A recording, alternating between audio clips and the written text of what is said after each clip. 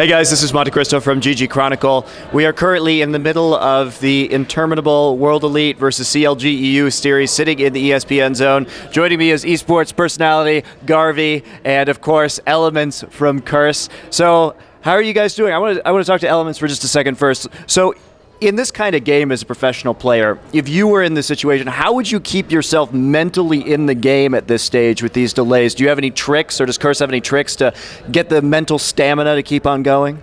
I think that's just like your own individual mojo in terms of a sense. Like this, like from any perspective, sucks, and as a player, it sucks like a million times more. Like the amount of crap you're feeling.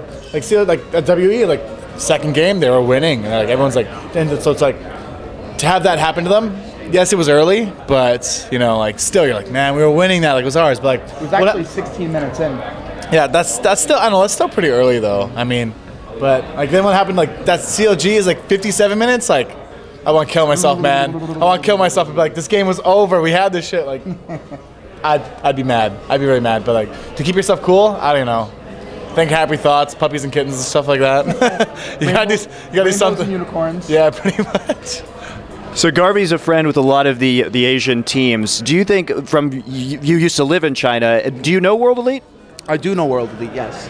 So knowing Messiah, how do you think they're holding up? Do you think their training, their very regimented training, helps them deal with this situation pretty well? Well, they're extremely disciplined, so they don't have a problem with things like this. But what's happening now is that they're losing their momentum, they're losing their energy, and they really are, because they're younger. And CLG.EU, they're a little bit more experienced and have a lot more time in, so they could take these kind of delays a little bit better. But the World Elite guys are comparatively younger, and there's the two new guys, so I think this is weighing upon them heavily. Yeah. And by the way, guys, I just want to reiterate that nobody really knows what's going on right now, and you shouldn't get your pitchforks up or anything like that. We just have no idea. It's really an act of God. And as I understand it, D-Man said earlier that this stream was taking up 5% of America's internet bandwidth. What? How do you feel about that, Elementz? That's disgusting. Good. eSports, League of Legends. So this is a huge event, the scale of which we have never seen in esports, and this is just one of the growing pains. Of course, the 500,000 or so viewers doesn't even count the Tencent streams or the OGN streams in Korea. So we're probably dealing with, I would guess, double that number. How popular is League of Legends in China right now?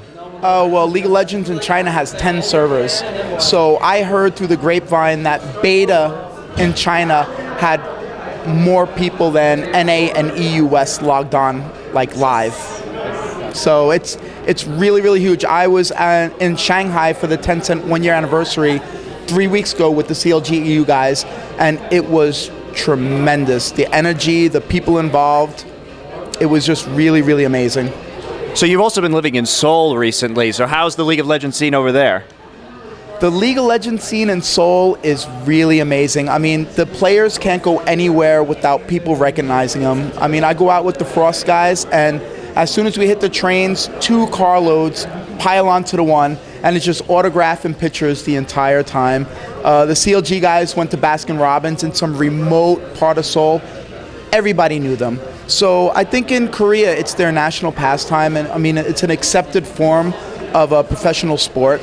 And they look at on it a little bit differently than we do. So, yeah, I hear you. So I want to hear your guys' thoughts about this game. Do you think who do you think is going to win? And also, let's break down the semis a little bit. The winner of this match goes on to face Zubu Frost. In the other bracket, we have Type A Assassins.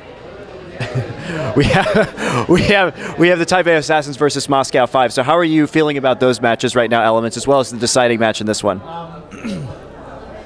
Well, like, yeah. WE is winning the second match, but it's like, as you saw in Game 3, CLG is like comeback kings. Like, they're the comeback kings. Like, I honestly like a lot of guys in CLG, and I'm rooting for them, I think. And that's who I want to win, and that's who I think is going to win this series at least. As far as M5 versus TPA goes, I think M5's got that in the bag. Like nothing against TPA, I just think M5's just like beast mode. Yeah, they just to say the least, they're beast mode. They're pretty good. So Garvey, you know pretty much all the teams as we've just been talking about. Yeah. So who do you think is going to come out on top today? Oh well, Frost I think is really, really strong, and I think the fatigue that CLG is going on right now. I mean, this is 6 hours now that they've been in the booth. It might be a factor, but CLG has played Frost a lot in Korea, and CLG usually gets the upper hand, but as you saw for the finals, the summer finals in Korea for Azubu, they went from 2-0 to 2-3 and lost. So that could be anybody's game, and especially with this mental fatigue that they're going through right now and the stress, it's really hard to say, but I'm going to give it to CLG.EU anyway. Yeah. All right. Well, thanks a lot, gentlemen, for your contributions. The stream is now live, so we're going to see if we can finish this match. Again, I'm MonteCristo with ggChronicle. With me have been Garvey and Elementz, and we'll see you guys in a bit.